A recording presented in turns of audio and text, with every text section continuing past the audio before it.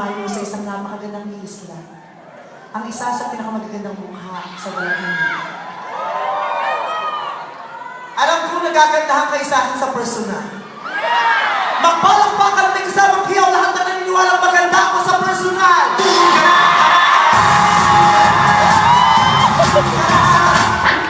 Para hindi magulo ang reaksyon ng tao, isa-isahin ko ang bawat sulok na ilo.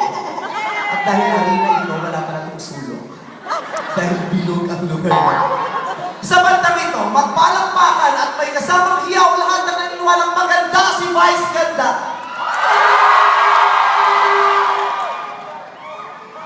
Sabi mo, magpalakpakan may kasamang hiyaw lahat na naniniwalang maganda si Vice Ganda.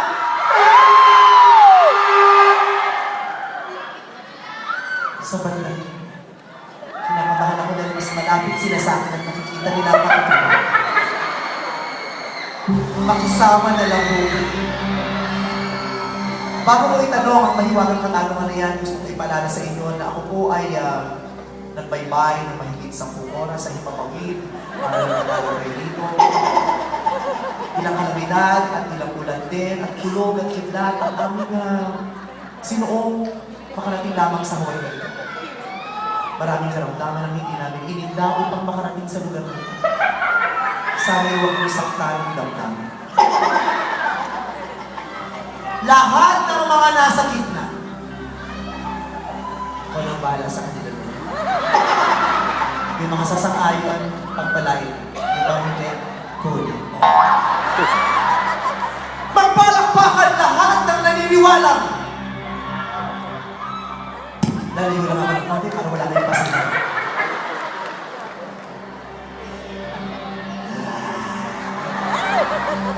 Lahat na naniniwalang maganda si Vice Ganda! Sabay-sabay!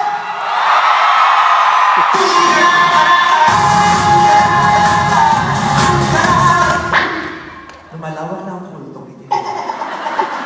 Marami nang naniniwala sa mga pinaniniwalaan ko. I love you too, yak, babae. Masasabi ko ng 10 oras ang binaybay ko, tapos babae ang mag-I love you sa akin. Pastos ng babae. Ayun yung I love you. Yes, lalaki. I love you. Dalawa lang ang pwedeng mag-I love you sa akin. Yung naniniwalang kaibig-ibig talaga ako, at yung naniniwalang gipit siya sa oras na ito. Ha? So, dami lalaki nag-I love you, mukhang mauubos ang kita ko ngayon. Kung ganyan naman ang ganyan, mag-extend ako dito sa Hawaii, hindi pa ako umuwi karaka-karaka sa Pilipinas. Sa Pilipinas, mainit, biglang uulan, mas malagkit ang hangin, maraming mapapagit na tao. Pero sa Hawaii, ilan-ilan lang kayo, pero umuulan ng magaganda at gwapo. Umuulan ng gwapo, pero bumabagyo rin ang pangit. Hindi ako naniniwalang may taong pangit.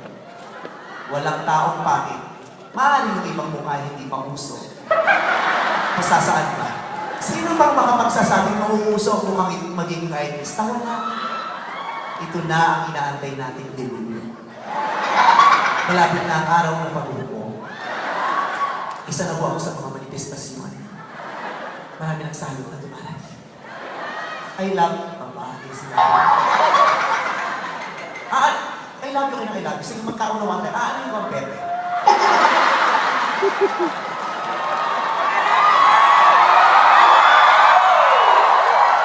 Ano yung kuya?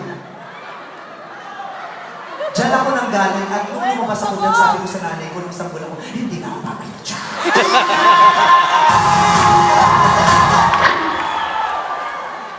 Maraming sa... Ganito talaga ang kabayo pag nananalo, isip-isip na pag nakakita ko ng ganitong kakasing lugar, yung Pamilong, karera talaga ang naalala. Maraming salamat po sa bulaklak na ito, na-appreciate ko po. Pero pag paumanhin nyo, kailangan ko siyang kubalin muna kasi hindi makikita ang mensahe na talagay sa aking kasukunan. Pero I appreciate it. May gulo dyan? I love you, Hindi nakakalit pa dyan, hindi mo. Sabi mo, dali. Bago tayo magsimula at bago tayo pagpatuloy ang pagtatanghal na ito, gusto kong sabihin sa inyo na ang maririnig, matutunghayan, makikita at mapapanood nyo ngayong oras na ito ay rated PG. Parental guidance. Kaya ang mga natin manonood, kailangan ang mga babae ay may 18 taong gulang pataas at ang mga lalaki ay may 6 na pulgada pahaba. Para ang mag-check po ang requirement, magtaas na ng kamay kung sino hindi pasado ng hindi mapahiya. Sa kiss mo ako, pero bubugbugin kita.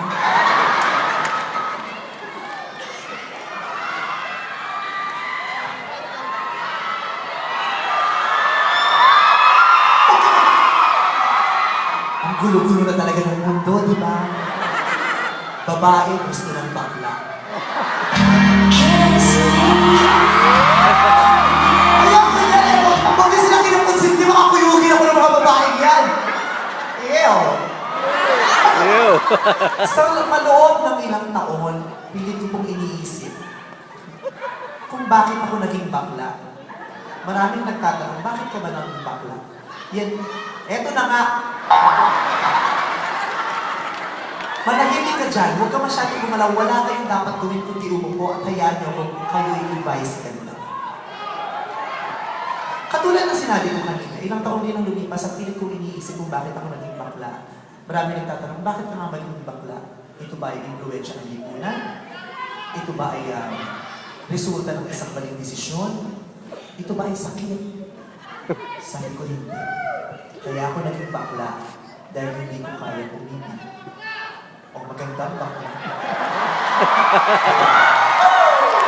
Magandang bakla! Yes! Bakit na lalaki?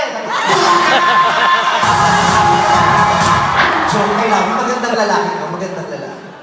Katulad ng sinabi. Kaya po ako naging bakla dahil hindi ko kaya umibig ng babae.